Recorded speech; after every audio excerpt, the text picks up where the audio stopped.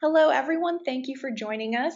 On behalf of the Environmental Finance Center Network, I'd like to welcome you to today's Ask the Expert webinar on asset management and how to begin. My name is Tess Clark. I work here at the Syracuse University Environmental Finance Center. Registered attendees can receive a certificate of attendance for participating in this webinar today. We have not submitted this webinar to licensing agencies for pre-approval of continuing education credits.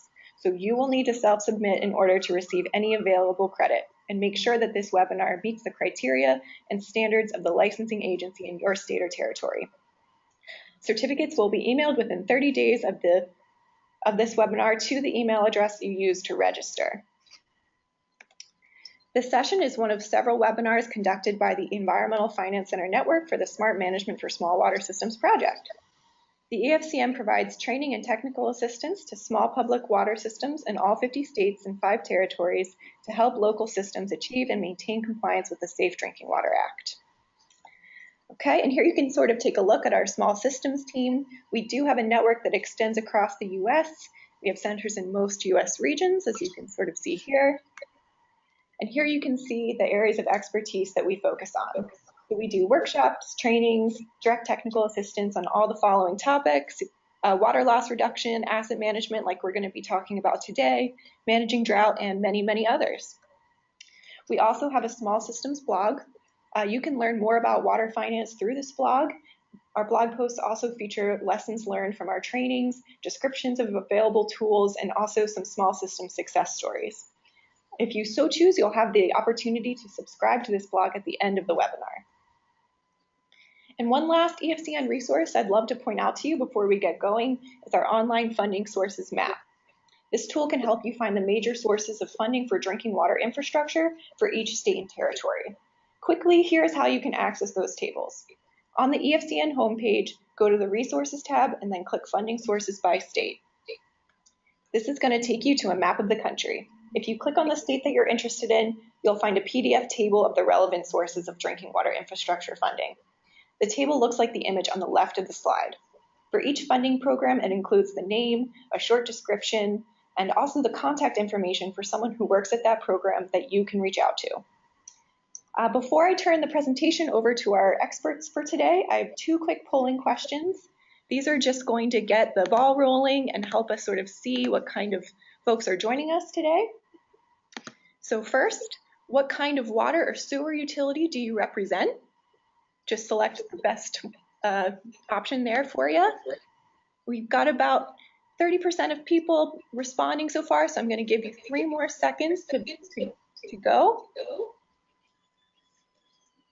All right. It looks like we've got about 46% of folks aren't from a drinking water system today, but we have a strong showing of local government and municipal systems as well, 27%. All right, and secondly, what size water or sewer system does your utility operate? And then this is just by the number of people served. So do your best to tell us whether you're a very small system, small, medium, large, or very large. And wow, so most people have voted, so I'm going to close this in about 3, 2, and 1. And great, so of our folks that are water systems today, the majority are small, 501 to 3,300 people served. So a lot of this asset management, this question and answer session could be very useful to you. All right, great. So that concludes the introduction part of this webinar. I'm going to turn our presentation over to our experts, Heather Himmelberger and Ross Warr. They're going to be answering your questions today. Thank you, and welcome everybody out there listening in to the webinar today. Just a real quick introduction for each of us. Again, my name is Heather Himmelberger. I'm the director of the Southwest Environmental Finance Center here at the University of New Mexico, and we're coming to you today from Albuquerque. I've been doing asset management for over 15 years and kind of have worked all over the country with all different kinds of systems, doing training and implementation assistance in asset management. And it's something that I feel very passionate about and really like to have the opportunity to help water and wastewater utilities with thinking about asset management, planning for it, implementing it, and that sort of thing. And many years ago, Ross and I met at an asset management conference and really hit it off and love to geek out and talk about asset management. And I've convinced him that Albuquerque is at the crossroads of America. So when he comes over, he stops by, and we have these opportunities to get together and do these webinars to answer questions about asset management. So we're really pleased to have Ross with us today, and I'm so happy to be able to share his expertise with you all out there, because he's an amazing resource for asset management information. So Ross, why don't you talk a little bit about your background? So, and just the cough there, somebody on the long haul flight sat next to me that had a cold or a flu, and that's what you really love on long haul flights. So they've been very sharing. So I apologise for any coughs or splutters, but my background was municipal engineering. Opportunity came up to start consulting in New Zealand in this September, 20 years ago. So I've been doing asset management planning and strategic planning, asset management information system consulting in New Zealand, Australia, up into the Pacific Islands. Last year I was doing some work for the World Bank in Sierra Leone, so just remotely. So across the world, and again, like Heather, a real passion for the subject and just helping communities manage their assets better with a more of a longer term focus to provide the services in a sustainable way. And as Heather says, we met at a conference some years ago, and we've managed to catch up just about every year since, one way or another. That's included Heather coming out to New Zealand a few times. I try to get to the US every year to a conference. So we've kept this association, this collaboration going. We do these webinars as part of it. It's been a lot of fun. So great. So this webinar won't have a lot of video presentation over the so it's mostly audio with us just answering questions and that sort of thing, but at some point we will show a few things from the web. We did ask people to go ahead and submit some questions beforehand so that we could kind of get ready with what types of questions were on people's minds. So we have quite a few of those. We're going to start with the questions that were submitted ahead of time. And then feel free to submit questions as you go along. If you would like to ask a question to clarify something we're saying, or you have a question about that topic, go ahead and submit that in the chat box and we will address those. If you have a question about something completely different, and either you didn't have a chance to ask the question ahead or it came up while you're listening to us, again, go ahead and put that in the chat box and we'll address those as we go along. These are really good questions that came in early too, Heather. I mean, it's just been so helpful in preparing for this webinar to have some really, really good questions. It's sparked us already in terms of the discussion. Great. So where we're going to start is actually at the very basic question. We got quite a few questions coming in along the lines of where do we start? How do we begin?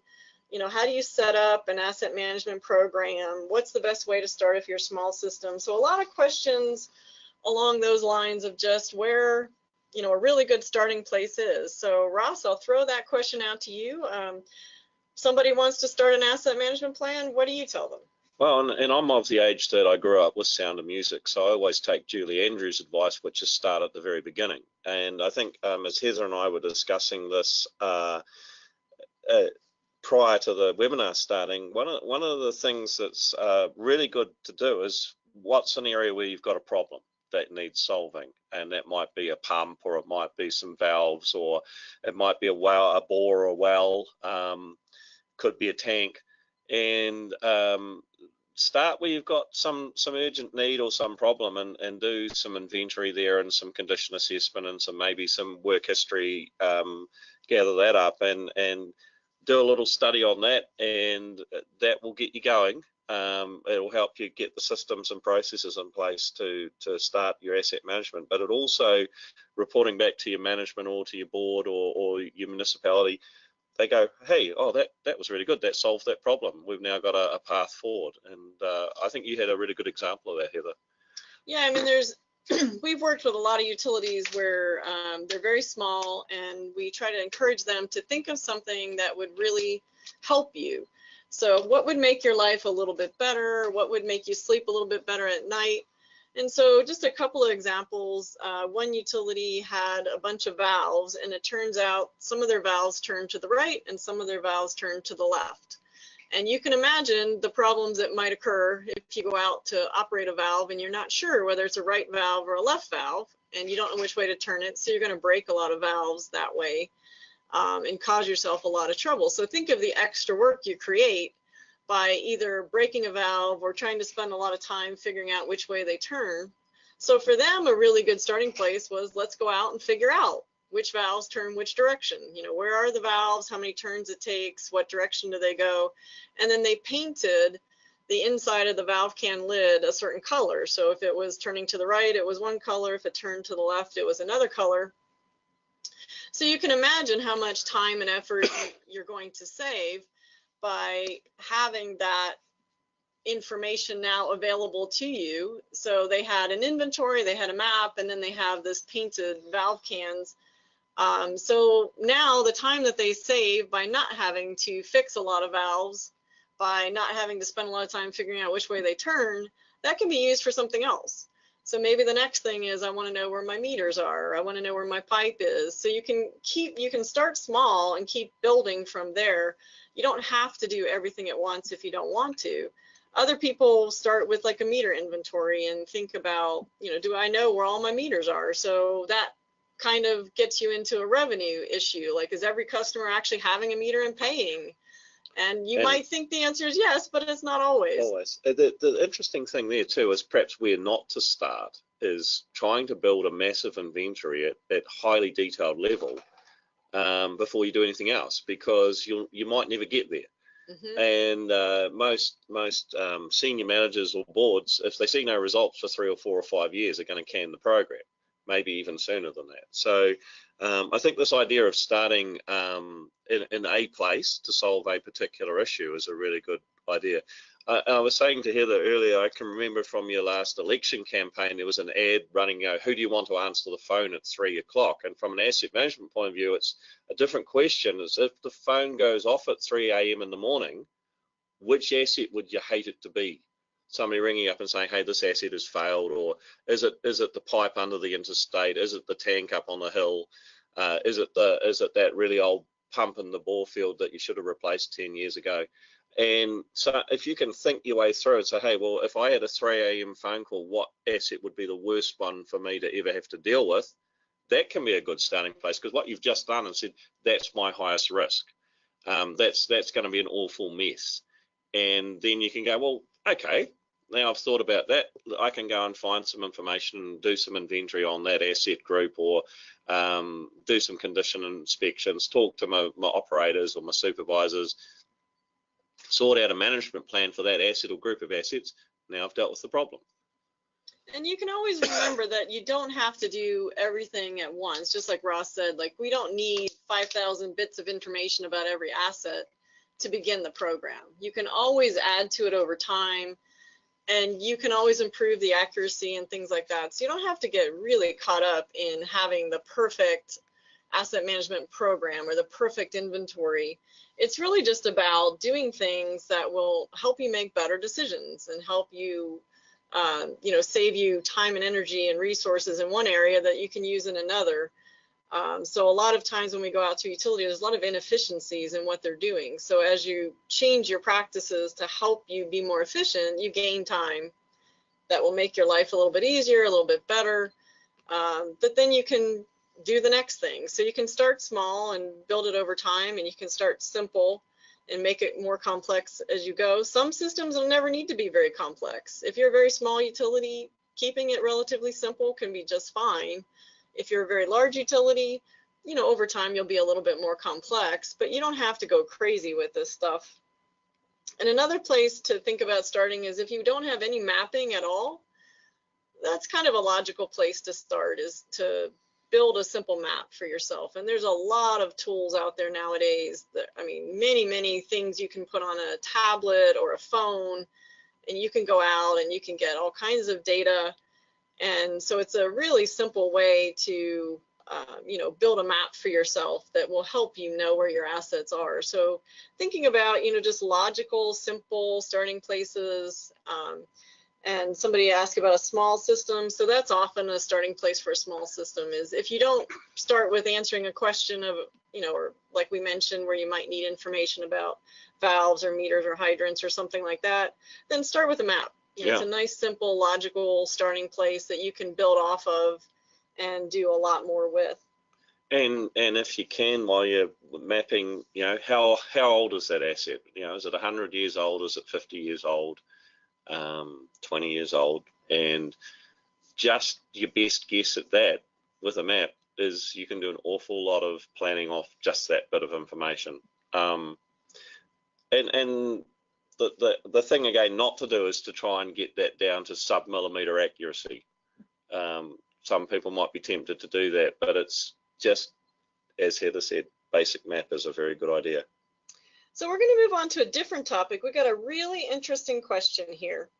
And it's basically a staffing question. Who does your asset management? Is there someone that is specifically assigned to it that doesn't do anything else? So this is a question kind of asking, like, do you have to have an asset manager and then you turn over all of your asset management program to that person, or is everybody involved? And so I think that's a really interesting question about staffing. So Ross, why don't you take it away talking about staffing? Yeah, and I think the observation over the last 20 years in New Zealand is, particularly with the smaller systems, is there's somebody who has a title of engineer, and might be operations engineer or city engineer or whatever it is, and maybe they have quite a small staff and they're doing a lot of day-to-day stuff because that's what they're resourced to do.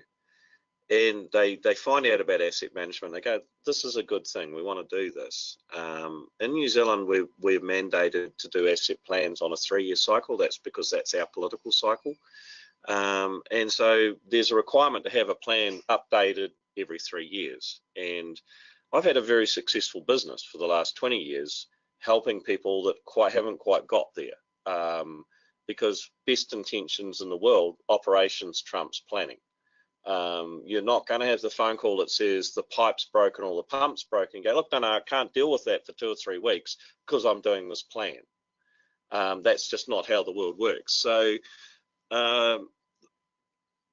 it is really, really good to have the people who are operationally involved in asset management. It's actually vital to have those people involved, but often they don't have the time to sit down and write the plans. And so I think that's where having a specialist resource, if you can, if you're big enough to have one resource, that's good, but you want to make sure they don't get isolated and in a little silo, or you get some external resource, which is what we do with our smaller utility consultants. They get us in for a few weeks or a month every couple of years to help them.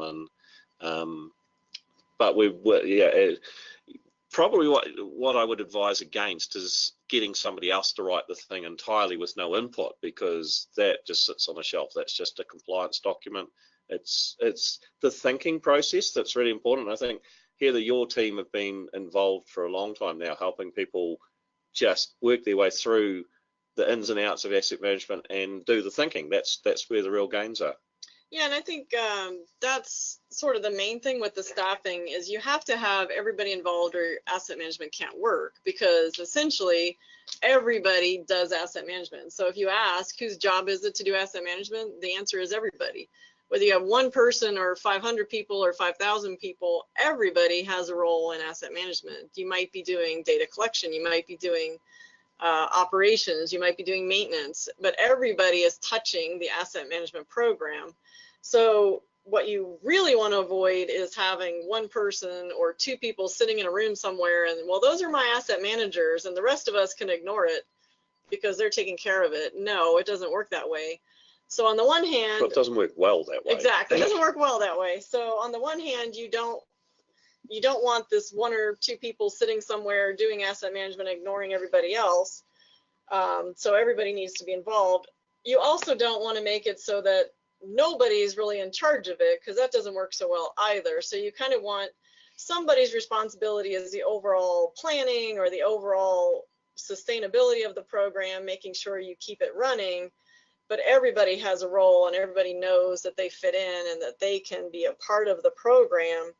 And look, just a wee example of one of my clients, which they're a medium to larger sized authority in New Zealand, and they had a role for a single asset manager across the whole organisation. Their job was to do the policy development and to do the templates and the update templates for each year, fitting in with the corporate policy requirements and things like that, and to be an internal resource for the line operations and management teams. I got involved because they wanted me to coach the line team people, and it worked really. That worked well because there was a corporate information coming out for the whole organisation that people go, right, I've got to fill this thing out and get it done.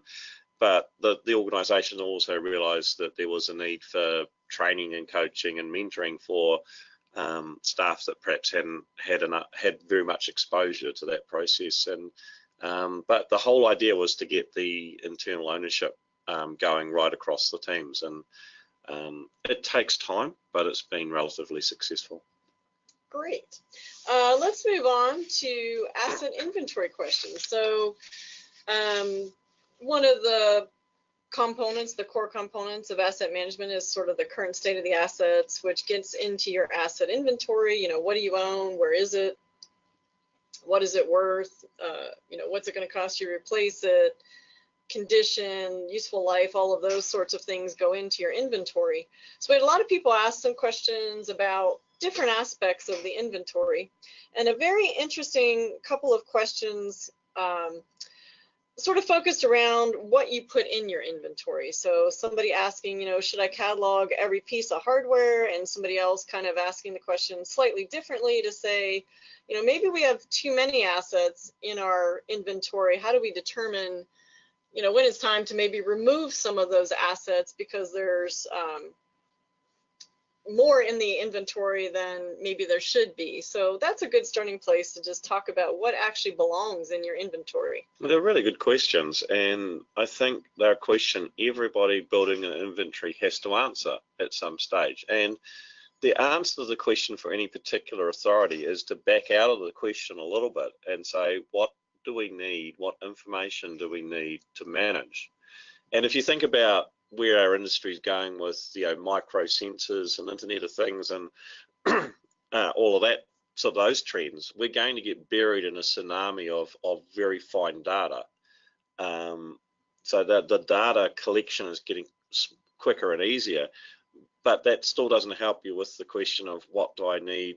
What questions do I need to answer to manage this network or this system or the delivery of service well? And that once you start thinking that, okay, what do I need to answer any regulatory or management or board or risk or permit related questions or other things that the organization's committed to, then you can go, right, what level of information and detail, and the question around cataloging every piece of hardware. I mean, we over the years in New Zealand have also had this debate, and you go, well, I've got a flange. Do I collect information on every single bolt on that flange? Well, hopefully the answer is no, but maybe that's the most critical flange in your system with a long history of trouble. Maybe somebody feels that they need to. So it's important to have that sort of discussion. And there's two components that discuss, well, three components. One is, do I need this information to manage? Do I need this information because of a particular risk? Is the second thing. And then and that risk might just be how critical this component is to the whole system. And then can I manage, once I've put information into an inventory, can I manage, update, and am I resourced to do that? And that's where it gets, if you collect one level of too much of information, you will die because you can't update and resource it. The resource, the updating, the condition, the maintenance history against it. What I would say to people is start high, start at a high level of information, and then if you need more detailed information, work your way down to that. Where it gets a bit tricky is treatment plants, because sometimes you have really critical components. and you want the detail. So there's not a standard, this is what you should do answer. It's more, what are your risks? What do you need to manage, and can I maintain the information in a way that maintains confidence in it? Because you give a board or a senior management group information and they go, that's wrong. At that point, the whole program's in doubt because they know it's wrong. And that can often happen when you get into too much detail. And you have to think about what it's going to take to keep it up, because you have to update your inventory over time. And if you have every little nut and bolt in your system, it's going to be so time consuming to keep it up that you just won't. You'll just give it up. So it's almost like if you don't have any data, that's really bad. If you have too much data, that's really bad too. So keeping it more manageable is better than having this overly detailed inventory. And one of the questions we ask people is, how would you manage that asset? If it's something that you don't really do anymore, then it works until it doesn't, and then we throw it away and put a new one in. Do you really need to have that in asset inventory? Because you're not handling it as a maintenance item. You're not handling it as a decision-making item. It's inexpensive, or it's not worth doing maintenance on it.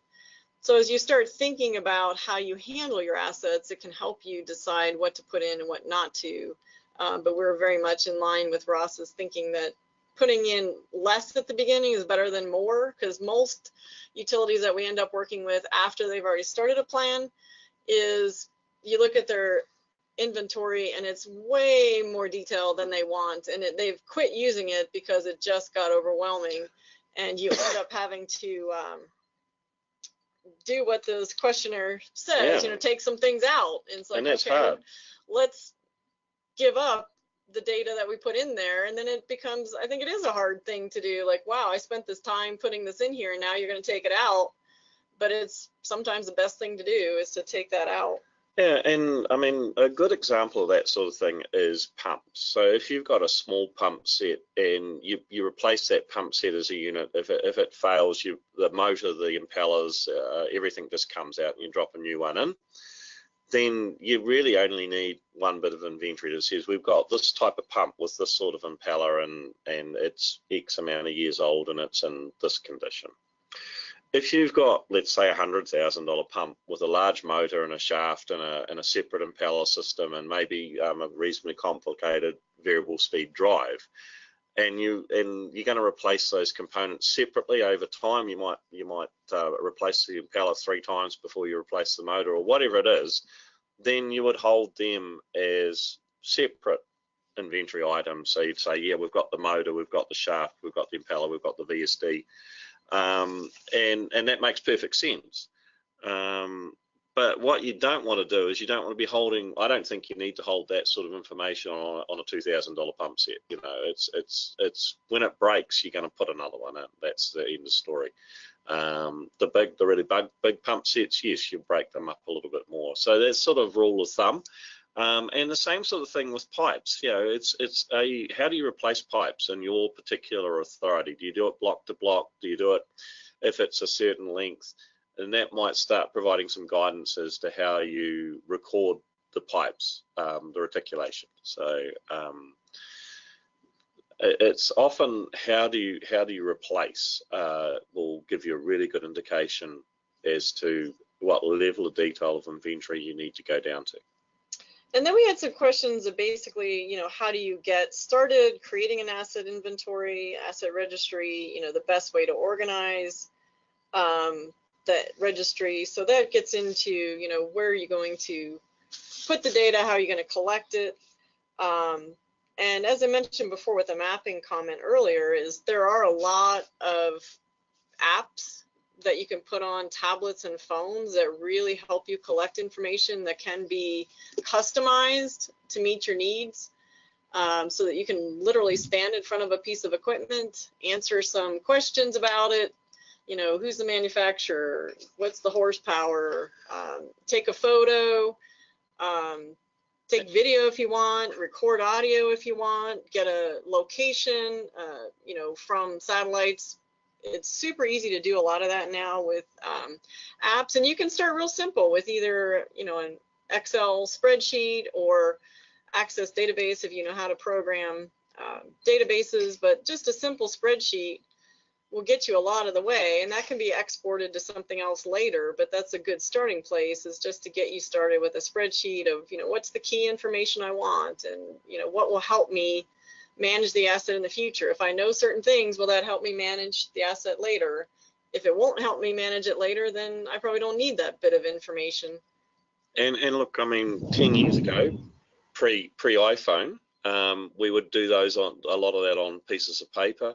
If you're a really small utility, you might, you got 15 miles of pipe or something less than that. Maybe you're still going to do that on a piece of paper, but generally I would say to people now, try and do that on a tablet or a phone so that you're cutting out the double handling on the paper. There's really not a lot of need to do that. Here's, I think, we've been going for a while now. Have we got any questions that have come out of that session, out of our answers? Yes, absolutely. There are lots of questions coming in. So in regards to what you're talking about right now, there was a question about should assets be managed using a spreadsheet or a database? And Heather touched on that briefly about, you can start with either one depending on what you have capabilities of managing in-house.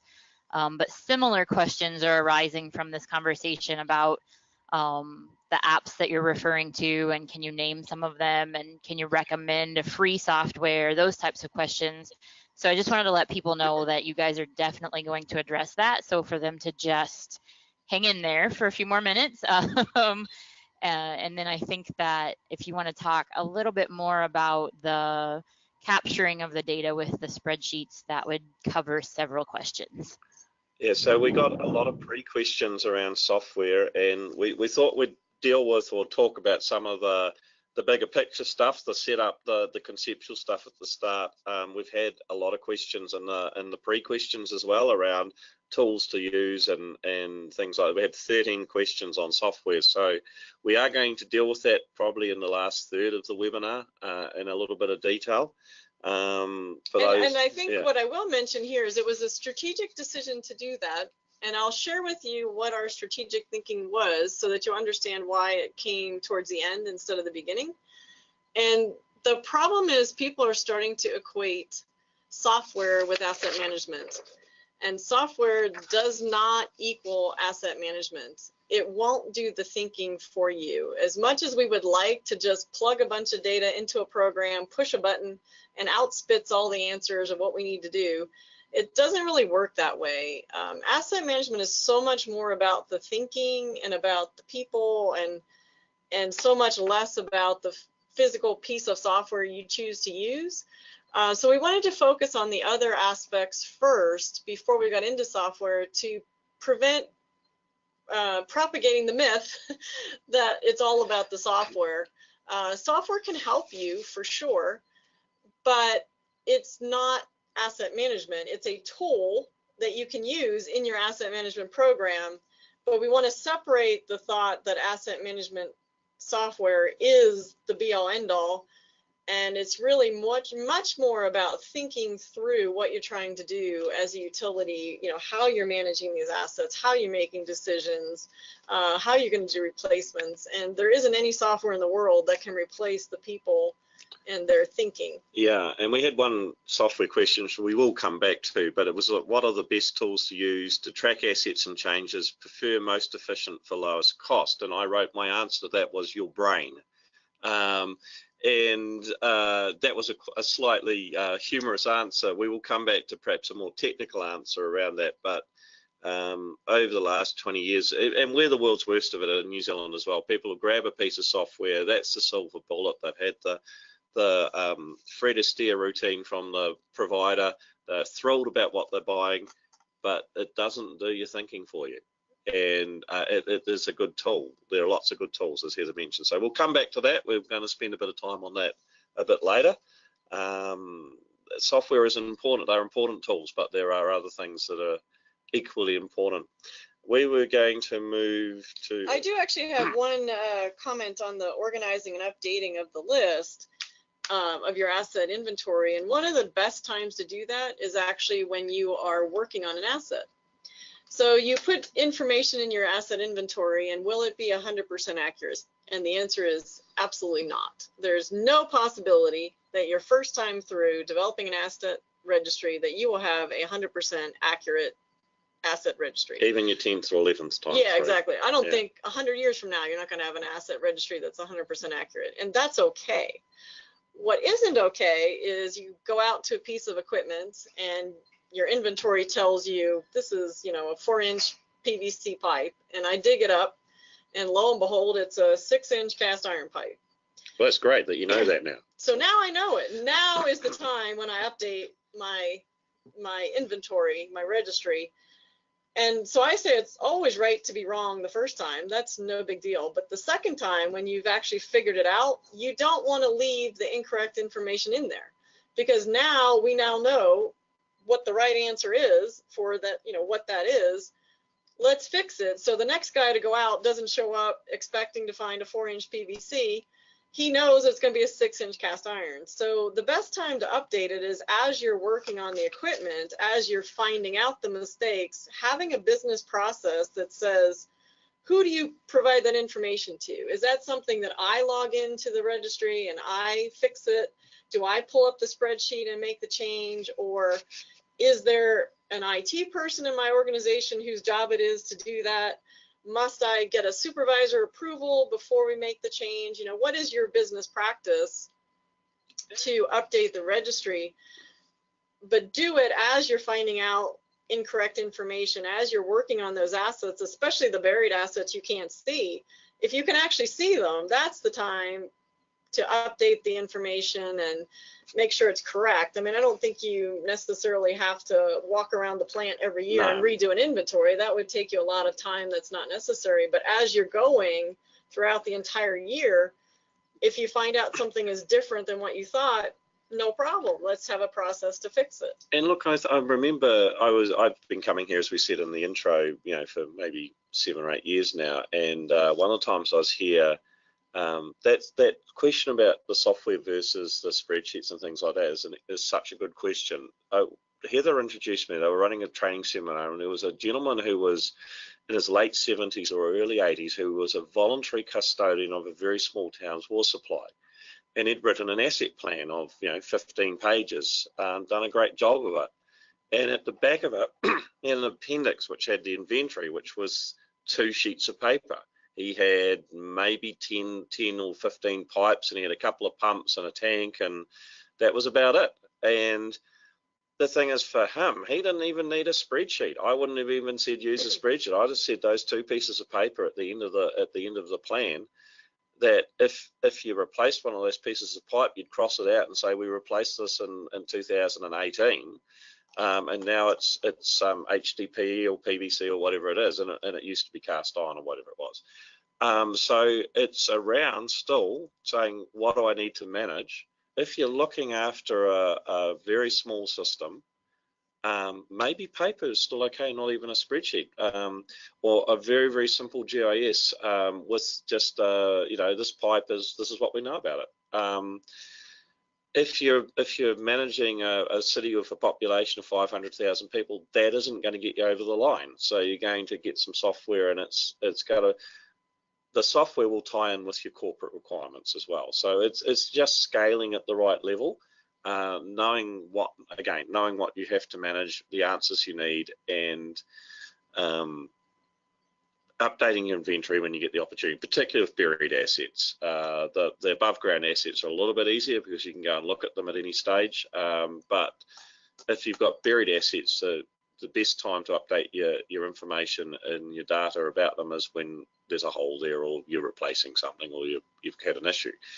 And it's getting those processes in place, and the quality management around those processes is about how you keep you on top of your inventory requirements. But I mean, the thing that always impressed me about meeting that gentleman was he was doing that for his community for free, and he'd done this really, really good job. He wasn't an engineer, he'd had a practical background. That was fine. He was doing far better than some utilities that have 5,000 or 6,000 people. I think his town was 150 or 200 people or something like that, wasn't it? So, very small. Very small town. It's still, asset management still does the job. at that scale up to several million, or 20 million people. So we also had one very specific question that relates to one piece of an inventory is how do you determine the realistic lifespan of a piece of equipment? And that gets into that useful life question. So we always ask people to make an estimate of how much longer you think a piece of equipment, one of your assets is going to last. And so one way that people like to use is just thinking of age. And we want to be really careful as using age as either the only or primary indicator of how much longer a piece of equipment is going to last, because it's really not that great of an indicator in many cases. And one example is a utility that we worked with, a wastewater utility. And based on age, they had done a useful life estimate of their entire plant and came up with the idea that 75% of their plant was past useful life. So the city manager was quite concerned, thinking that if we have to replace 75% of that plant, that's going to be a major investment of resources. And they were a relatively large community, about 16,000 people. So we went with the operator to talk through some of these useful life estimates and like, okay, you put this thing was 5 years past useful life, but you're still using it. It seems in pretty good shape. What do you think? Oh yeah, I can use this for 10 more years. It's no problem.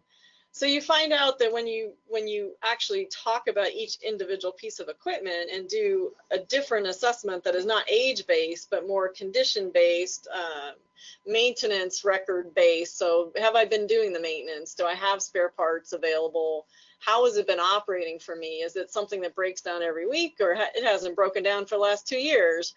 And putting the operator's perspective on it, we came up with a very different thing where 10% of the assets were past useful life. And so basically just by bringing in other considerations into the story instead of just age, you will find out that the useful lives are quite different than just saying, well, my pump is 10 years old and pumps last 10 years, so it's 0. Well, your pump might last 20 years, it might last 5. I mean, it's very different than just an age-related question. And a subsidiary one to that, or an adjunct to it, is in New Zealand, and I know here in America you have permits for discharge and permits for take and treatment as well, water treatment. We have the same thing. Ours are on a 30-year cycle, typically. Some are 20, but most are 30 years. And you can walk around a big wastewater treatment plant that's got a discharge permit, and you can look at the civil works, the concrete and stuff, say, well, how long is that going to last? Well, it should last 50 years. And you can say the mechanical, electrical, 20 years maybe. But here's the kicker. Every time in New Zealand for the last 3 cycles that we've renewed the discharge permits, the conditions have changed. And the minute this is environmental discharge conditions. And the minute they change, you've got different process trains. So what I've been saying to many of my clients is, look, the life of your assets is actually the life of the permit. Because if you completely change the process to meet the new environmental requirements, you're going to abandon those assets. It's not that they don't work or they aren't in good condition. It's just you're not going to have that process anymore. Oh, so me putting 100-year life on the cast iron pipe in the old process train, well, fantastic. But that's actually not the life of that asset. The life of that asset is 30 years, because at the end of 30 years, we're going to put a completely different process in. So there's that functional obsolescence due to change in permit or change in and I think a lot of the probes and recording assets are like that as well. That's an area that's just charging ahead at 100 miles an hour, really. And so some of those assets might have a physical life of 20 years, but a functional life of 10 or 7 or 5 years. So it's thinking about those sorts of things. What is going to cause you to change that asset out or to change that process? And that might be the life. A very simple example in pipelines is if you've got a valve and it's got a different life on it to a pipe. So you might have a pipe that's got 30 years left and you think you've got 70 years left of the valve's life, for argument's sake. When you go to swap that pipe out, you're going to put a new pipe in on parallel alignment, hopefully. the one thing's for sure, the guys aren't going to be digging out the old valves to put them on the new pipe. They're going to fit those all up in the workshop and come out on the truck and put them in. So the life of your valve is actually the functional life of your pipeline. Same with your hydrants, and if they're on the main line, hydrants. And so it's thinking about how you replace stuff actually can give you a really good steer as to what the useful life of the asset is. Okay, well, let's move on from inventory to level of service. Well, should we just give see if there's any more questions coming? We can check with Don before we leave the asset inventory. Any other questions, Don, that we should answer on inventory before we move to level of service? I think you've covered all of them on inventory. Okay, great. So we'll move on to level of service. We had a question that says, what are some useful KPIs, which are key performance indicators, that I can develop? So, and actually, in advance of answering this question, if you could give the screen control to me, that would be great, and I'll show you one example for this one. Yeah, I will get the screen over to you, Heather. Okay, and in the meantime, Ross, you can start talking about it while I pull something up. And interestingly, last year I talked about a really terrible water incident we had in New Zealand, and it's turned out, after we had a full government inquiry on it, and it's turned out it's probably the worst Western world public health water incident in the last 20 years, which is not a particularly good badge to collect. And it involved untreated supply taking water that ended up having Campylobacter in it, and in a town of 15,000 people, 5,000 got sick, 4 died of secondary complications. So that's the background, and there's been a full inquiry of it. That particular authority is one of my clients, and they used to have a whole heap of water service levels. They just have one now, which is provide safe water. And their community's pretty keen on that as a service level as well. And sometimes I think with KPIs we can actually complicate them far too much. So provide safe water is a really bang, everybody can get that as a KPI for the water supply. There's a whole heap of things you have to do to actually demonstrate and prove that you're providing safe water. So is my source safe? Have I got barriers to contamination in place? Have I got safe working practices in the reticulation maintenance that will make sure it's safe? Have I protected the supply from backflow? Am I meeting all of my permitted requirements and my legal requirements? And on it goes. Now, those are all technical things that we have to do, but they also they obviously have an awful lot of monitoring and checking going on at a very high level now. So they and that all demonstrates safe water as well. And it's where you pitch those KPIs and service levels. But in their case, they've said, look, we only have one now, and that's provide safe water, and we're doing a whole bunch of stuff underneath that to demonstrate that. They're still under essentially your equivalent of federal government oversight with a lot of that as well. So they've been doing a lot of work around proving that they're providing safe water, which is what their community wants and is going to pay for. And it's useful to keep your KPIs short and focused, I think. If you look at where they originally came from, they came out of business world, maybe a Fortune 500 company with $100 billion worth of annual revenue. They might have 10 KPIs to the board can see that everything's on track.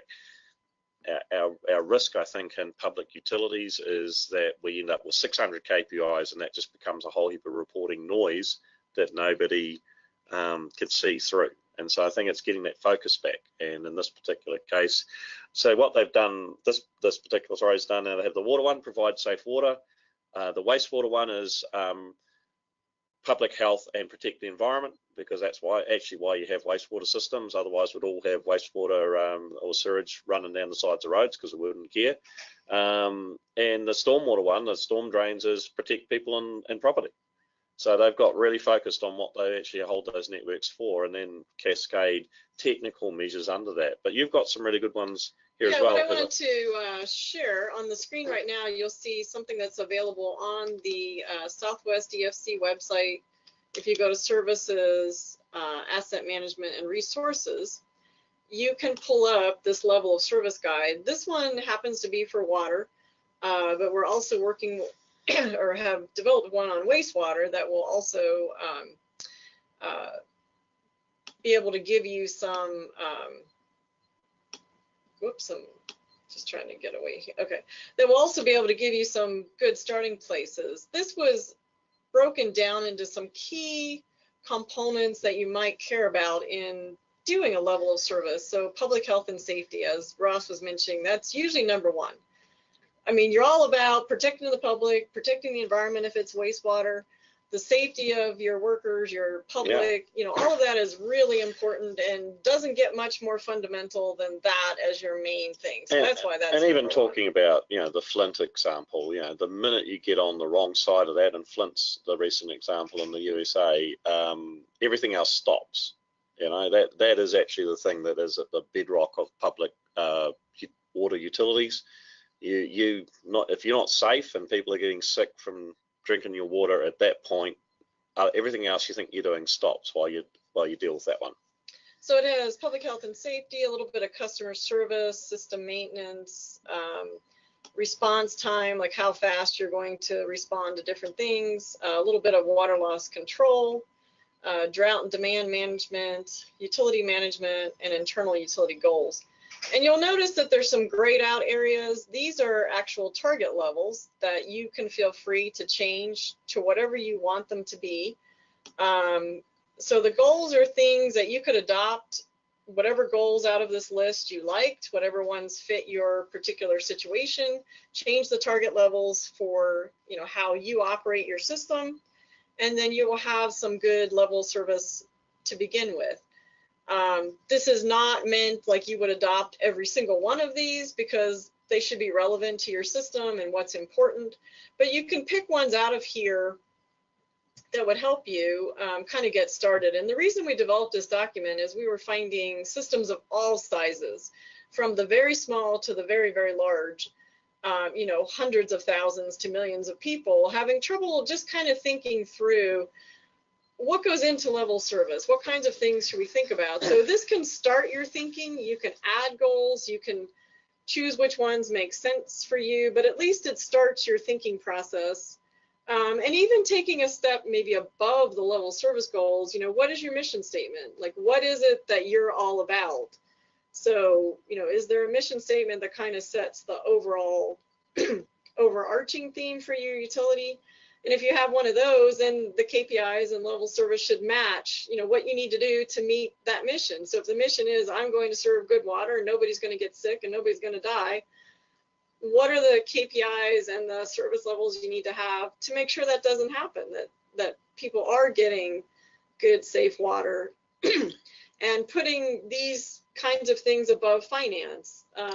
We want to have, you know, reasonably priced utilities, but we want to put, you know, the overarching goal of public health and safety above cutting costs just for cutting costs. And if your mission was, hopefully we're never going to see this in our industry, but if your mission was, I want to provide the cheapest water in the world, you might be giving up some other stuff to, if that's the drive or the service level. And so that's why service level guidelines and KPIs are so important, because you have that discussion. What is it we're actually about delivering?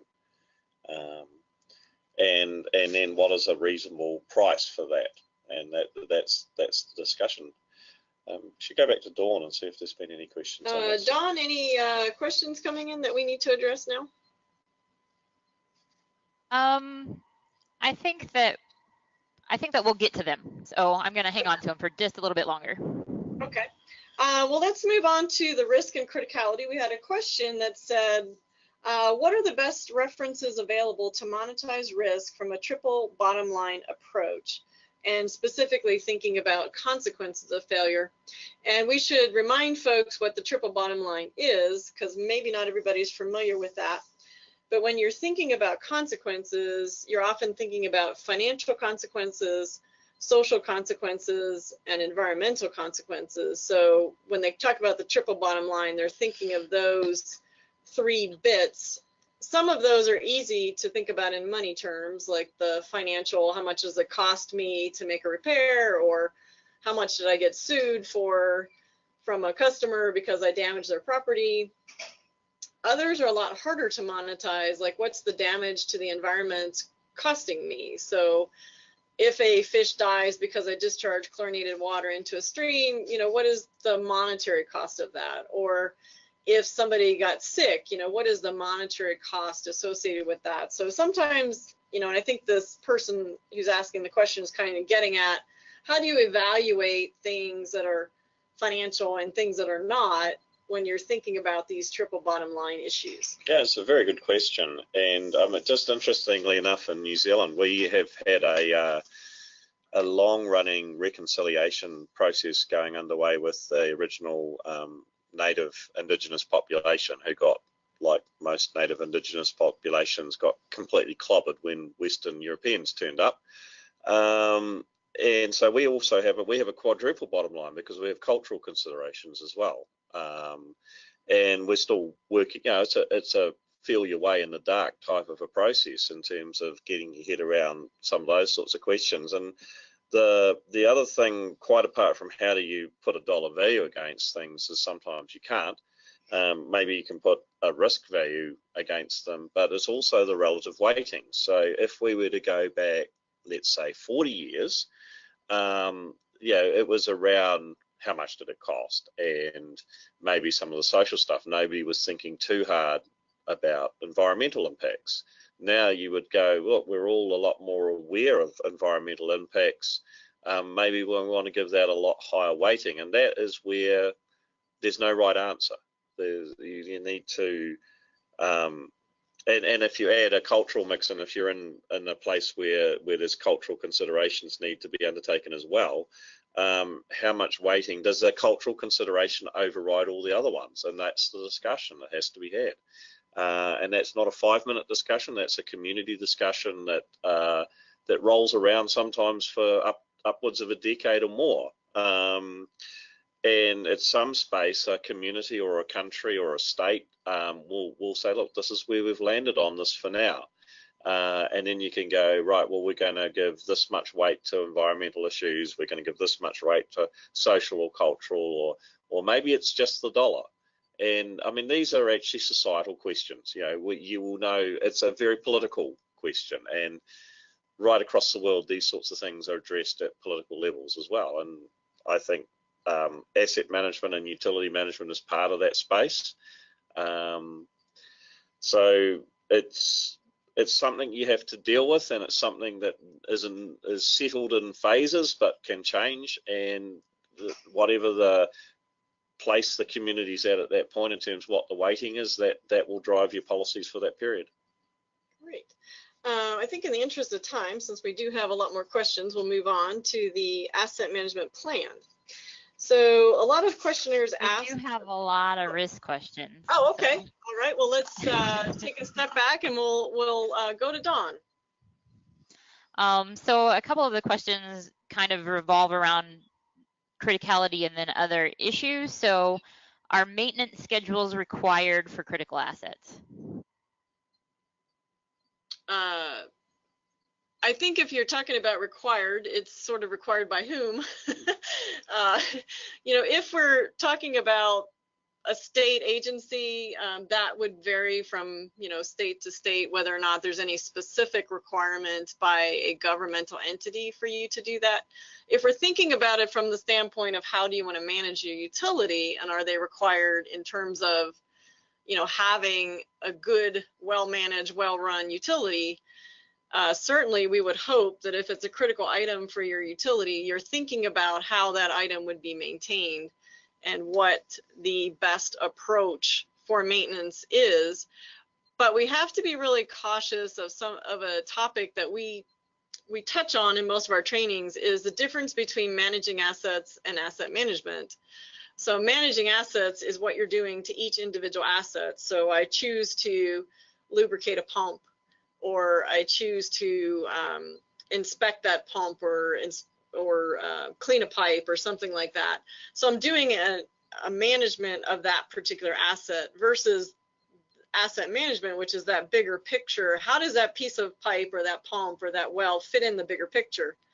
So getting the criticality requires you to think of the bigger picture. So how does, is this one critical to keep the whole system running? If so, what kind of maintenance must I do to minimize downtime, to maximize the ability to serve the good water, not cause problems?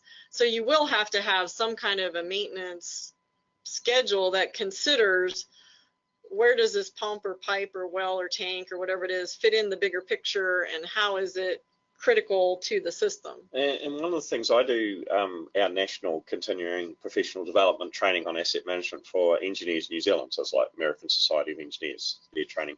And I've got a slide in there that shows an answer to this question, which is you also have to consider where the asset is in its life. And this slide just breaks it up into thirds. Is it in the first third, the middle third, or the last third of its life? So for a lot of assets, pipes particularly, if you're doing maintenance in the first third of the life, it'll be because somebody's hit it with an excavator or it wasn't built properly to start with. It's still in the defect liability period. Other than that, why would you be maintaining it? Unless it's like an air valve or something else, or a scour valve, different story, but the actual pipe itself. If it's a critical pipe, a big pipe that's coming into town from the bore field or wells or whatever, even in the middle period of its life, the middle third, you might go, well, there's probably not too much unless something's happening. Once you get this highly critical asset and it's the last third of its life, I should know what I'm doing, and maybe I should have a preventative maintenance schedule. And but so it's useful to consider what phase of the life the asset's in, and if it's critical and at the end of its life or getting into the last third of its life, see what you need to do to manage that risk. And also thinking about that financial inefficiency component, when it starts to get more expensive to continue to maintain that piece of equipment versus a new one. And we're seeing a lot of it happening now with obsolete equipment. A manufacturer has chosen to no longer support a particular piece of equipment, like somebody had a belt press and the manufacturer said, we don't make that belt press anymore, we don't support it, there's no spare parts available anymore. So for that particular utility, when they would have a need of a repair, they were having to go to a machine shop and request a very specific component that's built exactly to these specifications, and it was costing them a lot of money. So at some point you say, well, we can't continue to maintain this piece of equipment because the cost of maintaining it is so high, and it is critical because without it we can't dewater our solids. So now we have to look at another alternative, which might be replacing it. So that again gets into the idea of how does it fit in the system, what's the financials, how does this maintenance program fit the overall what we're trying to accomplish and the goals we're trying to set. We need to perhaps take one more on risk, because we've promised everybody we're going to get to software in the last third, and we're in the last third now. So okay, Don. Okay, so one last question on risk. I think this is kind of targeting really the value of doing, determining which assets are critical. The question is, aren't most critical assets mentioned and managed in operations and maintenance manuals and the emergency response plan? Well, that's a really good question, and the answer should be yes. It should be. It isn't necessarily yes, but you would certainly hope so.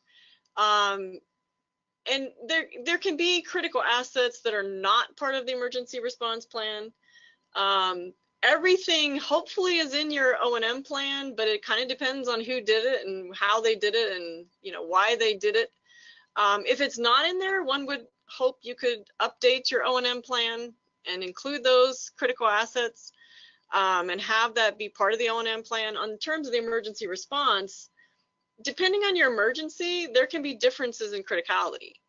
So if the emergency is a fire, a flood, a earthquake, etc., different assets may be critical in different types of emergencies.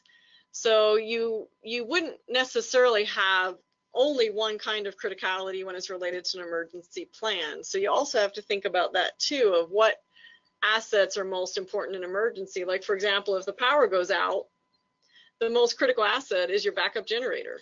And I'm just thinking of an example, and it was in Auckland, in our largest city, maybe a decade or so ago, and they had some quite big steel pipes going on the bridges, or the flyover bridges of the interstate. And they were getting quite old, and they hadn't inspected them for a long time. And so we did this exercise, and we said, well, those are pretty critical. They hadn't actually thought about them in those terms before, so we identified basically every single pipe that was strapped to a bridge across the interstate was a critical asset. And then we said, well, what happens if they let go? Well, we close the interstate, or that part of it. Oh, well, that's not very good. No, we don't want to do that. So in that case, they, having identified that they were critical, they then put in a fairly intensive inspection program, because that sort of asset, you want to do a planned replacement, not an emergency replacement. Even if it's in, when the pipe going across the interstate flyover bridge lets go, we know what we have to do. That actually is not where you want to be. You want to go, roll, hey, that's an old pipe, it's an old steel pipe, it's starting to get close to pinhole leaks all the time, maybe we're going to get a rupture, it's under fairly high pressure, and it's across the interstate. Okay, so let's get a bit smarter about how we manage that risk and when we need to replace it before we close the interstate. So. And I think, thinking about asset management as being one piece of a bigger picture is always a good idea too. Like, when we're talking about asset management, we're not thinking of it as completely separate and apart from everything else the utility is doing. So certainly as you're planning for emergencies, you're thinking about your asset management inventory, you're thinking about the plan, you're thinking about how you're managing those assets.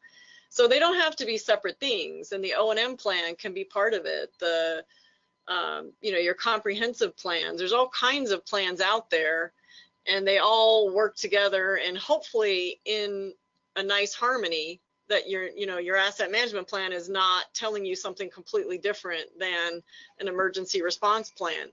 If that's the case, maybe you have some discussions about why the differences are there, and is it reasonable to have those differences. So I think because we've had so many questions on software, and we want to make sure we address those before the end of the webinar, we'll skip to those and then we'll come back to some of these other issues. I think so. So let's move on to software, because we had quite a few people who did ask questions about essentially along the lines of, what software should I use? Is there a good one for a small system? What's the best bang for our buck with software? What tools should we be using? Off-the-shelf programs, that kind of thing. So a lot of questions around software.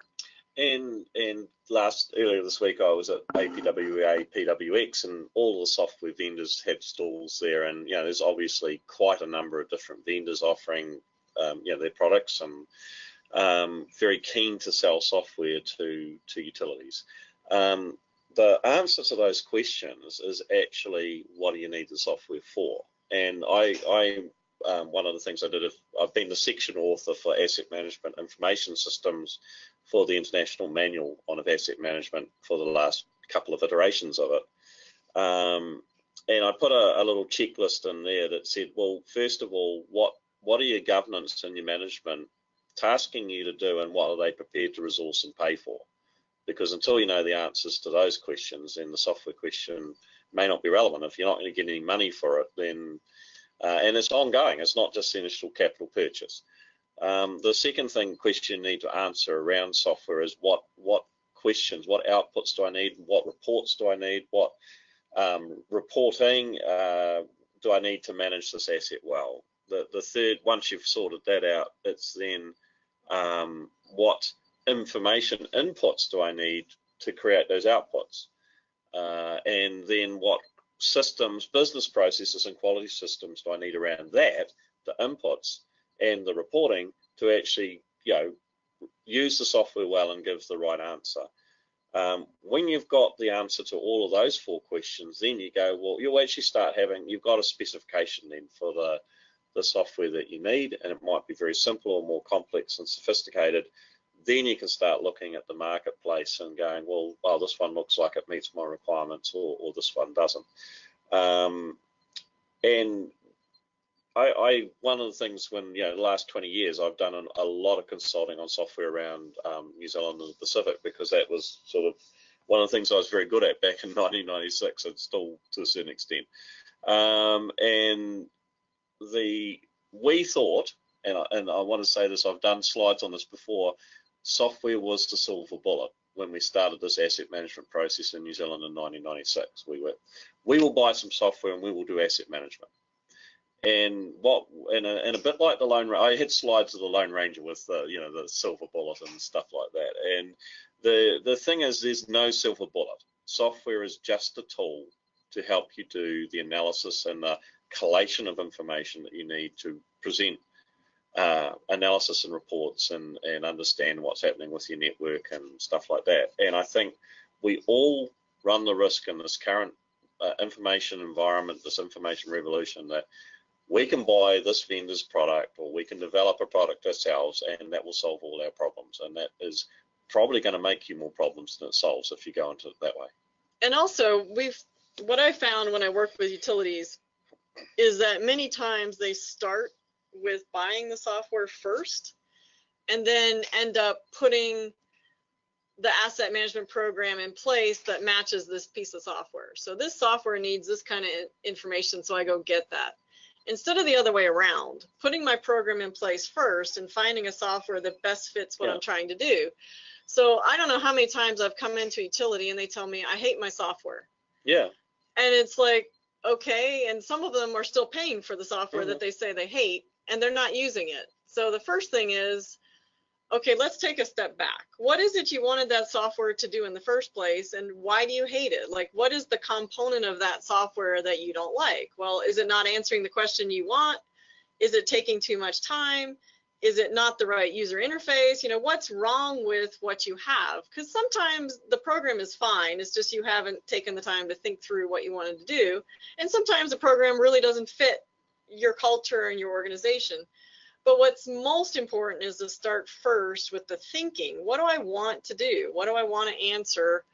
What questions might my elected leaders be asking me to give them, and how will this tool help me answer those questions? And really thinking through what data you'd have to put in it, what expenses it would be going forward. Will a spreadsheet alone answer the question, or do you need something more robust? Do you need a maintenance work order system? What is it you're trying to accomplish, and how will that activity be enhanced by having a computer tool, so that you're thinking of a tool that fits what you want to do instead of you fitting a tool.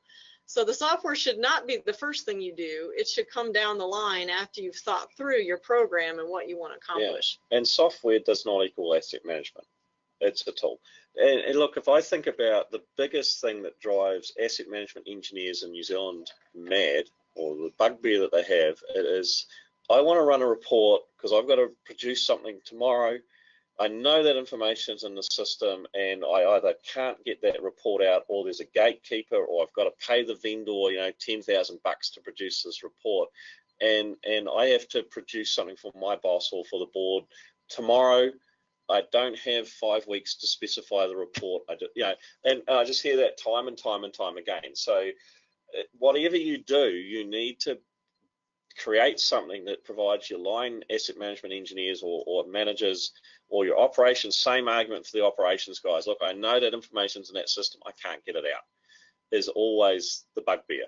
And if you can get something that's got a reasonably flexible reporting tool that can just dump something out of the system to a spreadsheet or whatever, that's going to solve a lot of your angst, because that's what drives people nuts. They've got a job to do and they can't do it, and they've got to go cap in hand to get somebody who doesn't have the same priorities as they do.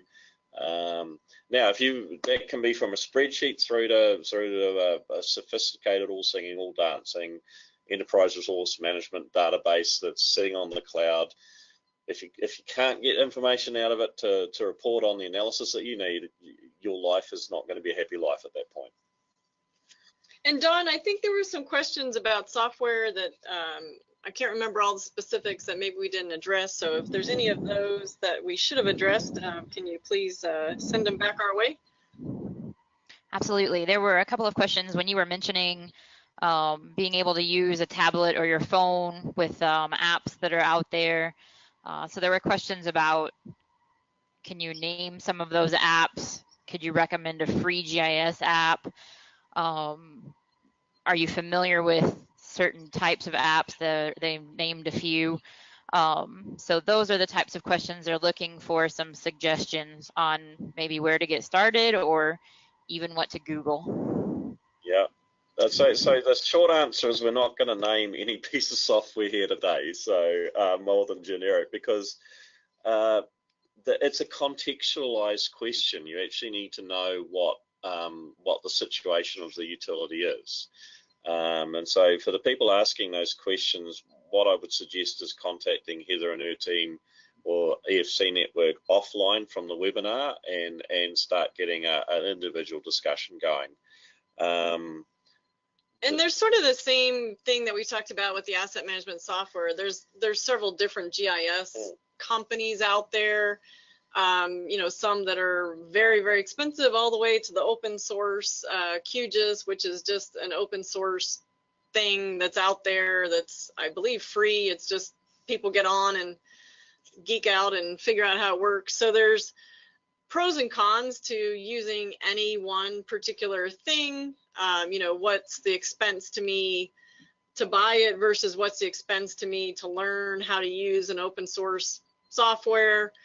So there's no hard and fast rule to say this is precisely what you ought to use, or you know, this is the answer for a particular utility. It kind of depends what, you know, what resources you have access to. Is there somebody in your organization already who's doing mapping? We often find that if you're in a community municipality setting, the planning department or the zoning department or the tax department has mapping, GIS mapping, and you can tag along to their mapping, and they may have streets on there and houses, and you just are adding your pipes and, you know, other assets to their particular map, and you don't have to start from scratch. So sometimes just even seeking out, you know, what are you guys doing? You know, what else is happening in your community can help you get started with a, you know, particular approach. One of the questions we got was like, are there recent technology innovations that can improve capacity of very small or small systems to effectively do AM? And I think one of the things, there's hundreds of these sorts of apps out there, but the ones that are form builder apps, where they just allow you to build a really quick data form to put on a phone or a tablet, so you're not carting bits of paper around. A lot of those allow you just to grab a photo and a GPS reference where you are, and just those alone, I think, can just be fantastic for just getting simple lots of information. Yes, I was at this site, I inspected it this day, you know, and everything's good. And all of a sudden I've got that coming back. But again, you can either get a free one, there's hundreds of them around, you've got to invest the time into creating your own forms, or you can go to somebody who's working with utilities who's done all that for you and has a nice little interface. You'll pay some money for it. So again, there's no right answer, but that getting rid of double or triple or quadruple handling paper and having, you know, the whole error step of translating stuff from paper into a system is, I think, that's been a huge gain that people can use. Even like your pump station logs, you can use those sorts of systems for. So get rid of your logbooks and use a system like that, and just start building an information database. And Heather, I'd like to mention that the EFC Network did a webinar last week on mapping and some tools available. And so if you missed that webinar, it will be available for viewing within the next week or so if it's not already posted. So there's a lot. That was a full hour discussion just on mapping. So there's a lot of information covered that we can't probably cover in this little bit of time. And speaking of resources, just to show a couple of resources, because somebody did ask, or a couple of people asked about what's out there that you can look at to see what utilities are doing. I just want to mention a couple of resources. The American Water Works Association, AWWA, has a whole asset management committee. And if you want to be a part of that, you can check into that. They also have web pages and things. But one particular one I want to mention is this leading business practices in asset management report that does have case studies of several utilities. So you can find that on AWWA's webpage and get information there about some particular case studies. EPA has information on asset management resources, and it's very easy to find just searching EPA asset management. There's also this water finance clearinghouse that was set up for a slightly different purpose. It's in the Water Infrastructure Resilience and Finance Center, WRFIC. So the clearinghouse has a lot of resources, and you can sort through for reports and different things, and there's an asset management filter that you can put on, so you can get some information that way. The Southwest EFC site has a lot of different resources available for asset management, one of which I'm showing here is the Asset Management IQ that allows you to answer some basic questions about your utility, and you can track over time the improvements in your utility. And the last one, last but certainly not least, is INFRAMANAGE.com. It's a website that Ross War has developed quite a few years ago. It's got some great information, blog posts, all kinds of really good stuff. And I do some collaboration with Ross on this website. So that's a great place to go to find out what's going on in all kinds of areas of asset management. And I don't know, Ross, if you want to say a little bit more about INFRAMANAGE. Just that we're continuing to update it and add more information all the time. So there's an awful lot of free resources there that people can dive in and find. And every time I come across an interesting report or whatever, I'll link it up onto there and do a blog post. So people be very welcome to have a look at that. APWA at the conference I was just at, they've just formed a standing asset management committee. So again, I would expect that there would be publications and information coming from them in the next few years as well. So it's an industry-wide approach that's happening. Lots of resources around. And one last topic area I wanted to cover in the last few minutes that we have is we had several questions about asset management plans, what those are like, and kind of implementing your asset management program. So I did want to touch on the asset management report, and to be really, really cautious not to view the asset management plan or the asset management report as the end game, like the goal you're trying to get to. So you're going to not have a very successful program if you're viewing it as, I'm going to do all these things so I can get my report written and then I'm done. The report is merely a communication tool to kind of explain what you're doing, why you're doing it, think through the process, and it provides information to others about how you're doing it and why and that sort of thing. But it's just a blip along the way. It's not the end goal. It's not the end point. So be really cautious about viewing your plan that way, and only view it as it's sort of a way of summarizing what you're doing and how you're doing it, but your asset management program is going on the whole time. It goes on before you write the plan, after you write the plan, during the plan, and keeps going. And Ross, maybe you can talk a little bit about how New Zealand's experience of going from the 500-page plan to the much more brief plan that explains in greater detail what people are doing. Yeah, and when we started, we put everything in them. We had all the history of the utility and all of those sorts of things, and it was really just a big data grab the first time through. And I think we're up to about the 7th iteration. And in the literature out of Australia and New Zealand, you will see a reference to a 3-year planning cycle. And it's really important to emphasise our political cycle in Australia and New Zealand is 3 years. We re-elect all our boards and our communities, municipalities and our federal governments on a 3-year cycle. We don't trust our politicians any much more to do more than 3 years. Here in America, it's a 4-year cycle. So if you're going to get into a cycle of updating, I would suggest 4 years. The UK is 5 years, and their they have a 5-year cycle for their asset planning, because your politicians want to have input into the service levels and the strategic decision making. We have got, some years back in 2006, our Auditor General, who his department audited all the asset plans, came back to the industry and said, look, you guys, this is a really great set of asset plans. You've got stunning technical detail and analysis, but nobody can actually understand what's important. And he came up with this phrase that you need to capture the right debate. And we're still trying to do that, because it's a really good challenge. And the thing is, you can get buried in massive amounts of technical detail and analysis and, optimized decision-making analysis and forward planning and all those sorts of things. But at the end of the day, the community and the decision makers almost need a 1-page or even a less that says, what are the really key issues that are going to knock us around?